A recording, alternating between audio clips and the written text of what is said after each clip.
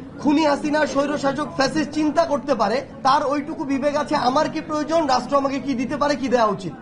আপনারা নিজেরা বসে আগে এটা ঠিক করেন যে আমরা এই জিনিসগুলো আমাদের জন্য চাই, এটা আমাদের জন্য এই মুহূর্তে খুব বেশি জরুরি।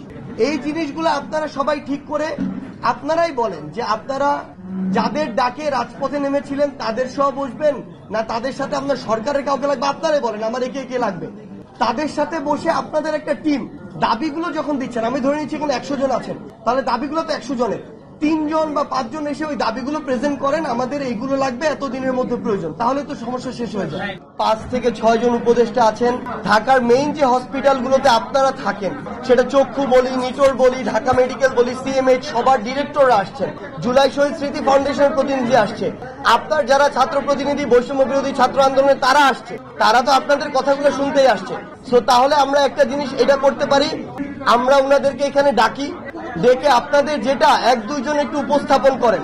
ফ্যাক্ট হচ্ছে একটু আসতে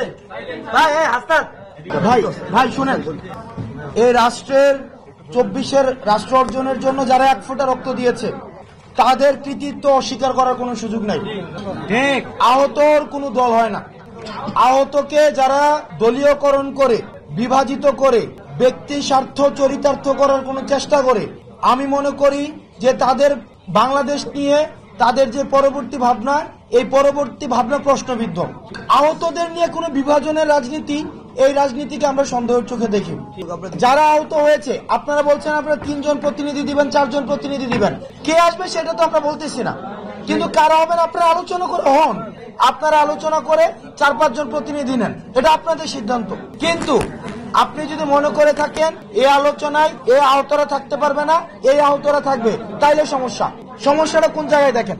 আজকে হয়তো আপনার 4 জন প্রতিনিধি একটা দফা দাবি দিবে, আবার অন্য আহতরা এসে আবার আরেকটা দফা দাবি দিবে, সরকার কোনটা মানবে আমাকে বলেন। আমরা গতকাল ওনাদেরকে কথা দিয়েছিলাম, ওনাদের যে দাবিগুলো আছে এই দাবিগুলোর সাথে বৈষম্য বিরোধী ছাত্র আন্দোলন সংহতি প্রকাশ করেছে।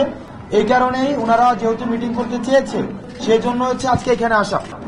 আমরা সরকার পক্ষের যারা আছেন তারা আমাদের ডাকে কি সাড়া দিচ্ছেন না দিচ্ছেন সেটা আমরা পর্যবেক্ষণ করছি।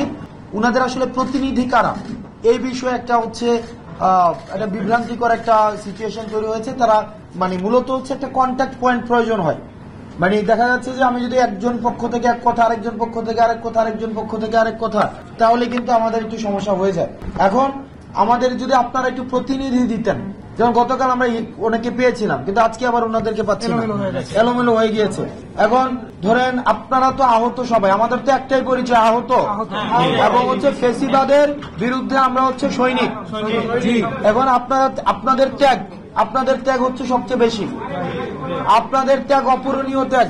এই ত্যাগের সাথে কোনো কিছুর তুলনা চলে না, এবং আপনারা এই জাতিকে চিরদিনের জন্য ঋণী করে দিয়েছেন, এবং মৃত্যু পর্যন্ত এই পরবর্তী 24 পরবর্তী বাংলাদেশের অস্তিত্ব যতদিন থাকবে, এই দায়ভার আপনাদের প্রতি যে দায়িত্ববোধ রাষ্ট্রের তৈরি হয়েছে, এই দায়িত্ববোধের কিন্তু কোনো শেষ নেই। আমি একটা বিভ্রান্তির মধ্যে পড়ে গিয়েছি, আসলে কাদের সাথে কথা বলবো কি বলবো বোঝা যাচ্ছে না।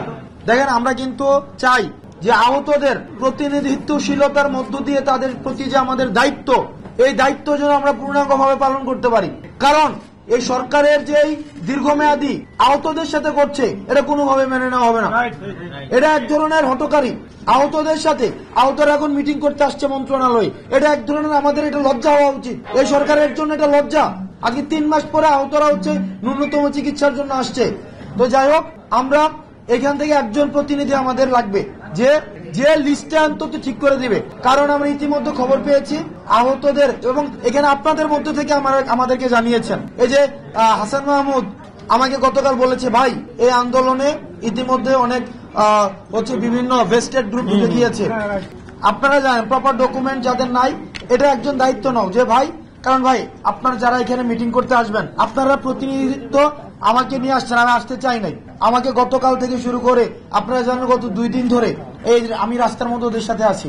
তো সেই জায়গা থেকে আপনারা যেহেতু নিয়ে আসছেন, আপনারা একটা প্রতিনিধি বলেন যে ভাই এই লোকগুলা মিটিং এ থাকবে, আর বাকিগুলা মিটিং এ থাকবে না।